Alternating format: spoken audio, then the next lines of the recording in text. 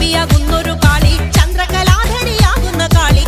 കറുത്ത മുടിയഴിച്ചിട്ടു കണ്ണുകൾ അഗ്നിപോൽ താനെ ജ്വലിച്ചു. ചെമ്പട്ടു വാരി വലിച്ചൊന്നുടുത്തൊന്നു പള്ളിവാൾ തേരിടുന്നേ ദേവിയേ.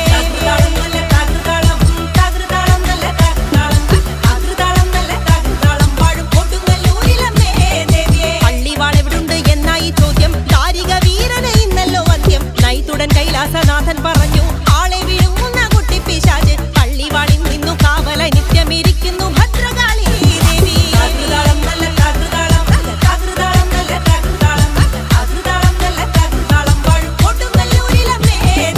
അതുകൊണ്ടു നിന്നെ അയക്കുവാൻ വയ്യ.